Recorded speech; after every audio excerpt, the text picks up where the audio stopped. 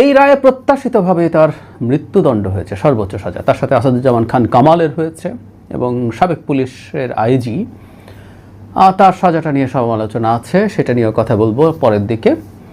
কিন্তু এই রায়টা খুবই প্রত্যাশিত মানে এই নয় যে এই রায়টা ম্যানিপুলেটেড কিছু হয়েছে। আসলে তার বিরুদ্ধে এত অকাট্য সাক্ষ্য প্রমাণ ছিল, এরকম একটা কিছু ঘটারই কথা ছিল। আবার একই সাথে আমরা এটাও নিশ্চিতভাবে জানি যে তাকে ভারত থেকে এনে বাংলাদেশে তার রায় কার্যকর করা, অর্থাৎ ফাঁসি দেওয়া যাবে না। তাহলে লাভটা কি হলো এই রায়টা দিয়ে, এই প্রশ্ন আসতেই পারে, সেটা নিয়ে কথা বলতে চাই। এই মামলার কয়েকটা দিক একটু আলোচনা করা দরকার, বিভিন্ন সময় ছাড়াভাবে কথা বলা হয়েছে, আজ একসাথে একটু বলি। এই বিচারটাকে নিয়ে প্রাথমিকভাবে যদি বলি যে বেশ স্বচ্ছতার চেষ্টা হয়েছে। আমাদের যে আইসিটি আইন ছিল 1973 সালের, এটা শেখ হাসিনা একবার অ্যামেন্ড করেছেন, এরপরে আবার করা হয়েছে এবং এর মধ্যে খুবই গুরুত্বপূর্ণ কতগুলো, স্বচ্ছতার জন্য গুরুত্বপূর্ণ কতগুলো বিষয় ঢোকানো হয়েছে। এর মধ্যে হচ্ছে একটাকে আন্তর্জাতিক মানদণ্ডের সাথে ম্যাচ করানো হয়েছে। এই যে মানবতা বিরোধী অপরাধ যে রোম স্ট্যাটিউট আছে তার সাথে এটাকে কনফার্ম করা হয়েছে। শুধু তাই না, এখানে যারা অভিযুক্ত হবেন তাদের জন্য অনেক ভালো ন্যায় বিচারের অপশন রাখা ছিল। বিচার রেকর্ড করা, লাইভ করা, অপরাধী চাইলে বা অভিযুক্ত চাইলে বিদেশি লয়ার রাখা, পর্যবেক্ষক রাখা, অনেক কিছু হতে পারতো। সো এই আইনটা খুবই স্বচ্ছ ছিল। দু একটা প্রশ্ন ছিল ইনফ্যাক্ট, সেটা হলো যিনি চিফ প্রসিকিউটর ছিলেন তিনি যেহেতু এই আইসিটিতেই একসময় জামাতের পক্ষে লড়াই করেছিলেন, সেই জন্য কিছু প্রশ্ন শুরু থেকে তোলার চেষ্টা করা হয়েছে। তারপরও মানে উনি তো আইনজীবী, উনি তো একটা পক্ষ নিয়ে করবেন, সেটা খুব বেশি জটিল বিষয় এটা না। কিন্তু দুটো ইস্যু নিয়ে অনেক বেশি উচ্চবাচ্য হতে পারে, বিশেষ করে ইন্টারন্যাশনালি। আমরা খেয়াল করেছি জাতিসংঘের মানবাধিকার হাই কমিশন এই ব্যাপারে যে স্টেটমেন্ট দিয়েছে, বিচারকে স্বাগত জানালেও এই দুটো ইস্যু ইনফ্যাক্ট তারা এখন না, তারা শেখ হাসিনার বিরুদ্ধে যখন তদন্ত করেছিলেন তখনও এই দুটো ইস্যুকে উল্লেখ করেছিলেন। ইন্টারন্যাশনাল স্ট্যান্ডার্ডে এই দুটো জিনিস ম্যাচ করে না। একটা হচ্ছে মৃত্যুদণ্ড থাকা, এটাকে তাও খানিকটা পার পাওয়া সম্ভব, কারণ বহু দেশে মৃত্যুদণ্ড এখনও আছে। কিন্তু আরেকটা ব্যাপার, এই ধরনের মারাত্মক অপরাধের বিচার, মানবতা বিরোধী অপরাধের মতো বিচার যেখানে সর্বোচ্চ শাস্তি দেওয়া হয়েছে, সেখানে অনুপস্থিতিতে ইন অ্যাবসেন্সিয়া বিচার করা। ওই রিপোর্টেও তারা বলেছিলেন, এবারও তারা সেটা স্মরণ করিয়ে দিয়েছেন। এখানে আমরা যোগ করে রাখতে চাই, সেটা হচ্ছে আন্তর্জাতিক অপরাধ আদালত যে আইসিসি আছে, সেখানে ইন অ্যাবসেন্সিয়া কোনো বিচার হতে পারে না। ওখানে সর্বোচ্চ কারো বিরুদ্ধে কোনো চার্জ ফাইনালাইজেশনের আগে সিলেক্টেড কিছু ক্ষেত্রে তার কারো অনুপস্থিতিতে শুনানির নজির আছে, কিন্তু মূল বিচার সেটা কখনো কারো অনুপস্থিতিতে হয় না। সো এটা নিয়ে প্রশ্ন তৈরি করার চেষ্টা হবে। এবং আমি মনে করি এই বিচারের একটা জায়গায় বিতর্ক আসতে পারে, সেটা হচ্ছে এখানে একজন রাজসাক্ষী রাখা হয়েছে, সাবেক আইজিপিকে। আসলে কোনো প্রয়োজন ওনার ছিল না, যে পরিমাণ অকাট্য তথ্য প্রমাণ ছিল তাতে রাজসাক্ষীর কোনো দরকার ছিল না। ইভেন রাজসাক্ষী আসলে ভালো সাক্ষী না। আমি আগেও একদিন এই রাজসাক্ষী নিয়ে একটা ভিডিও করেছিলাম, সেখানে বলেছে, আবার একটু বলি, মানে হুমায়ুন আহমেদের কোথাও কেউ নেই নাটকে আমরা খুব ছোটোবেলায় নাটকটা দেখেছিলাম, খুবই বিখ্যাত নাটক ছিল। মানে লয়ার বাকের ভাইয়ের পক্ষে জিতে যাচ্ছেন, হঠাৎ একজন রাজসাক্ষী পাওয়া যায়, বদি, তিনি রাজসাক্ষী দেন, তাতেই শেষ পর্যন্ত বাকের ভাইয়ের ফাঁসি হয়। এটা লিগালি খুবই তখন তো আর বুঝিনি, এত পরবর্তীতে যখন এই রাজসাক্ষী ব্যাপারগুলো লিগালি বুঝতে দেখলাম, এটা খুবই দুর্বল। এটা দিয়ে কোনোদিনও একজন মানুষের ফাঁসি দেওয়া যায় না। কেউ বলতে পারেন বাংলাদেশের কোর্টে অনেক কিছু হতে পারে, মানে বেসিকটা এরকম, যেহেতু একজন রাজসাক্ষীর শাস্তি মওকুফ হয়, সুতরাং তিনি চাইলে যদি এটা করেন তার সাক্ষীকে গুরুত্ব কম দেওয়া হবে। প্রচুর আমি ভারতীয় হাইকোর্টের অনেকগুলো রায় দেখেছি, স্পষ্টভাবে বলা আছে যে এটার ভিত্তিতে এটাকে গুরুত্বই তেমন দেওয়া যাবে না যদি না এটার সাথে খুব গুরুত্বপূর্ণ সাপোর্টিং এভিডেন্স থাকে। সুতরাং জনাব মামুনকে নেওয়ার কোনো দরকার ছিল না, কিন্তু তাকে নেওয়ার মাধ্যমে এক ধরনের দায়মুক্তি হলো তার, এবং শাস্তি 5 বছর খুবই কম হয়েছে মনে হতেই পারে, কারণ তিনি যদি রাজসাক্ষী না হতেন তার মৃত্যুদণ্ড হতো।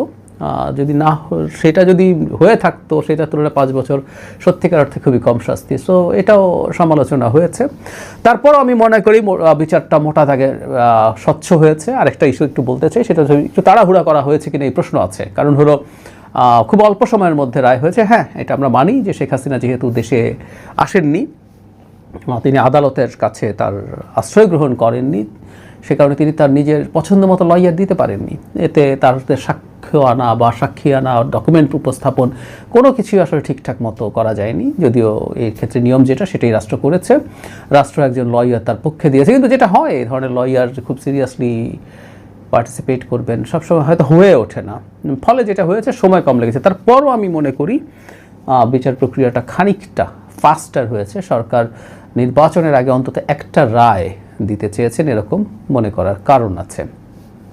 যেগুলো সব কিছু যদি সরিয়ে রাখি, আমাদের কাছে যথেষ্ট গুরুত্বপূর্ণ তথ্য প্রমাণ আছে। মানে ইন্টারন্যাশনালি যখনই কোনো চাপটাপ বা আলোচনা আসতে থাকবে, আমাদের কাছে জাতিসংঘের গুরুত্বপূর্ণ ডকুমেন্ট আছে। সেই ডক্টর ইউনূস সরকার একটা খুবই ব্রিলিয়ান্ট কাজ করেছেন, যেটার মাধ্যমে আসলে আমরা খুবই ভালো ডকুমেন্ট উপস্থাপন করতে পারবো, এবং জাতিসংঘের কাছে তথ্য প্রমাণের ডকুমেন্টও আছে, প্রয়োজনে তারা সেটাও দিতে পারবেন। আমি একটা ছোট তথ্যই দিয়ে রাখি আপনাদের, অনেকের হয়তো মনে আছে, বিবিসি এবং আল জাজিরা যখন শেখ হাসিনার এই ম্যাসাকার নিয়ে ডকুমেন্টারি করেছিল, সেখানে শেখ হাসিনার লেথাল ওয়েপন ব্যবহার করার যে অডিও আছে সেটা তারা ব্যবহার করেছেন, এবং সেটা তারা ভেরিফাই করে নিশ্চিত হয়েছেন এটা জেনুইন, এটা কোনো না কোনোভাবে প্রযুক্তিগত বা এআই দিয়ে তৈরি করা না। সো এরকম ডকুমেন্ট যেহেতু আছে, আমার মনে হয় এটা খুব বড় প্রশ্ন তৈরি করবে না ভারত ছাড়া। ভারতকে নিয়ে কথা বলতে হবে আলাদাভাবে, ভারতের প্রতিক্রিয়া কী হয়েছে, যদিও আমি সামান্য একটু বলে রাখি, এটা আমি ওখানে বিস্তারিত কথা বলবো। ভারতের রাষ্ট্রীয় যে স্টেটমেন্ট, সেটা আমি বেশ নিউট্রাল মনে হয়েছে, অন্তত শেখ হাসিনার দিকে লিস্ট বায়াসডও মনে হয়নি। It's a good news. কিন্তু তাদের মিডিয়াতে যেটা হয়, তাদের অনেক কথাবার্তা হচ্ছে, সেগুলো নিয়ে কথা বলবো। এই হচ্ছে মোটা দাগে বেসিক্স। এখন আসলে এই রায় দিয়ে কি হলো, লাভ কি হলো, বা আমরা এর বিচারটা কেন করতে চাইলাম?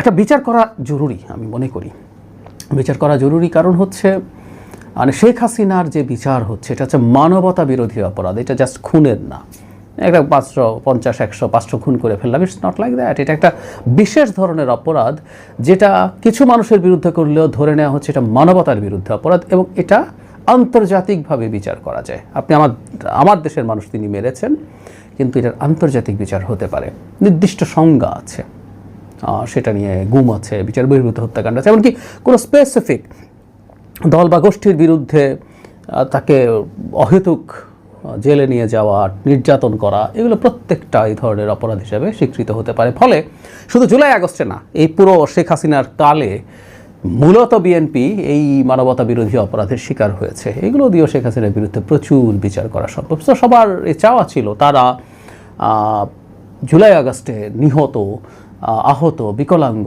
অন্ধ এবং গণতন্ত্রের অধিকার হারানো এই দেশের জনগণ প্রত্যেকে অপেক্ষা করছিল। সো এই ন্যায় বিচারটা হওয়া দরকার ছিল।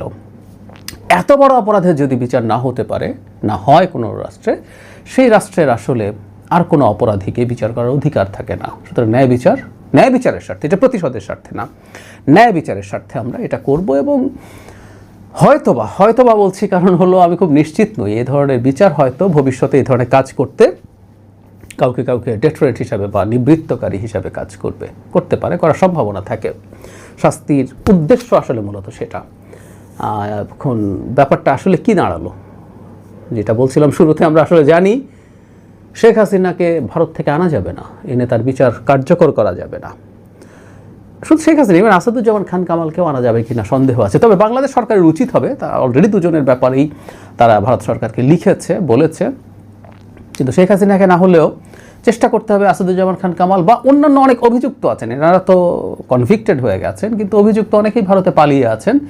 চেষ্টা করা উচিত সেকেন্ড থার্ড টিয়ারেরও যদি লোকজনকে আনা যায়, সেটা আমাদের জন্য ভালো হবে। সো শেখ হাসিনাকে বাদ দিয়ে চেষ্টা করা, বহুবার বলেছি শেখ হাসিনাকে কেন দেবে না, এরকম স্লেভের মতো সার্ভ করা কাউকে যদি ফেরত দেয়, ভবিষ্যতে কেউ স্লেভ হইতে চাইবে না। আর যদি বাংলাদেশ হস্তান্তর করে, ভারতের বিরুদ্ধে রাজসাক্ষী হয়ে যেতে পারেন তিনি। ভারত কী করেছে না করেছে এগুলো সব আমাদেরকে বলে চলে ভারতকে বিপদে ফেলবেন।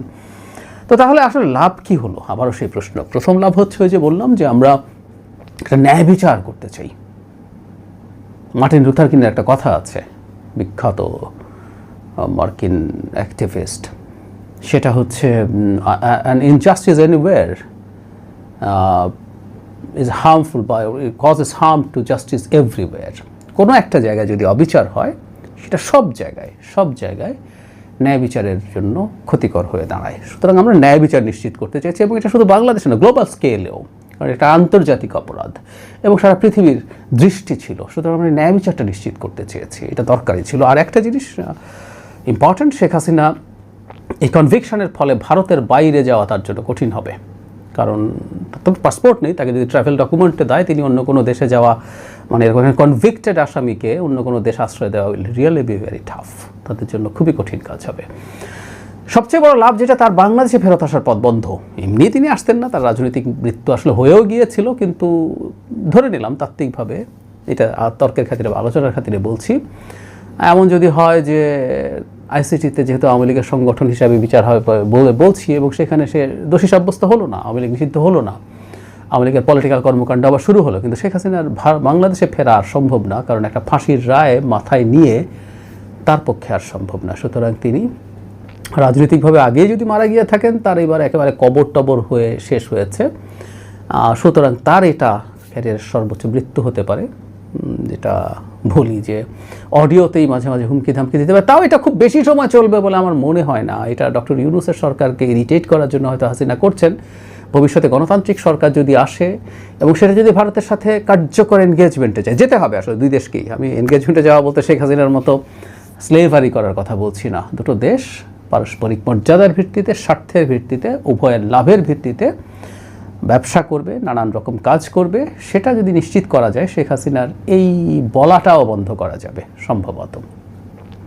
সেটা যদি হয় তাহলে আসলে শেখ হাসিনা একেবারেই শেষ কিছু হয়ে দাঁড়াবে। ভারত হয়তো বুঝবে আওয়ামী লীগকে তারা যদি চায় সেটা শেখ হাসিনার মাধ্যমে না। সো লাভ নেই তা না, লাভ আছে। আমরা ন্যায় বিচার নিশ্চিত করতে পারলাম, আমরা শেখ হাসিনার পলিটিক্যাল মৃত্যু নিশ্চিত করা, অথবা মৃত্যু যদি হয়ে থাকে